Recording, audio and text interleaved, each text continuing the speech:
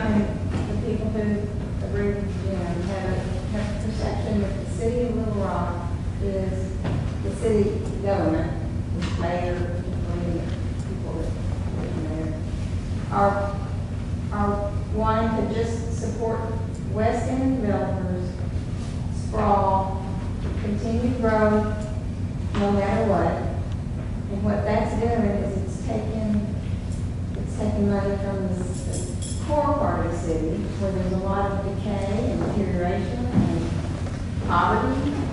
And so the rest of the city, and including the West, I mean, they're paying sales tax too, but you're asking everybody to subsidize more growth westward, just, without requiring the people who are profiting from that growth, the developers, and the others who are profiting from that, to pay for it. You're asking everybody to pay for it. But the central part of the city is deteriorating. We have lots of infrastructure here that needs support. And we just keep throwing money into the new development. Yeah, I think that it's the group that, at least this group that's opposed to it, they have brought in this issue of annexation and this issue of impact fees into this conversation.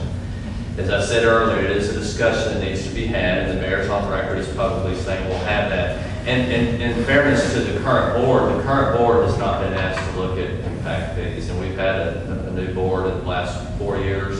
So in fairness to them, no one has brought that proposal forward, and we've not had any major annexations. We've done some cleanups. I think we did a small island annexation on Highway 10.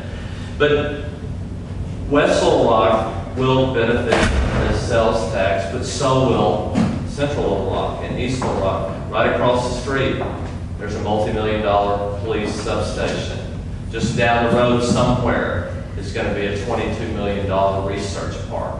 The 52 new police officers we're hiring, the 36 new firefighters we're hiring, all of those will be used not just to help West Little Rock, but to help all parts of town.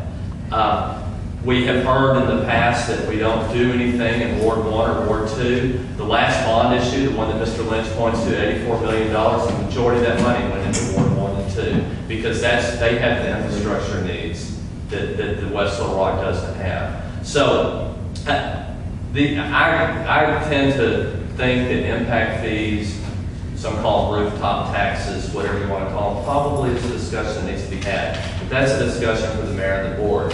They've not been asked to consider that yet. I want to go back to what I said earlier. I actually, point of information, we have written you all and asked you to bring that up. I don't know who you're thinking has to ask for it, but trust me, we've asked for it, and it's posted on our website. And we encourage you, to search the impact fees on our website. I'll look at your website and I'll do that this afternoon. This group has decided to tie in this conversation of annexation and impact fees into this tax discussion. As I said earlier, we believe that they're two separate issues. We have a hole to fill. It's $8 million come January 1st. That's laying off people. That's closing things. I don't know what those are, but that is the truth. We have other needs. We have 247 vacant positions that we can't fill. Our tax rates are flat at best, and if you look at our comparisons, we're not meeting budget based on our revenue. Up until a couple of weeks ago when it got really hot, our franchise fees were not meeting our projections. So all those revenue streams that Mr. Lynch has on his chart, they're flat. The cost of doing business continues to go up. We need new revenue. And we believe, and a lot of people believe, that this is the answer for the future. And we need, on September 13th, people to go out and say yes.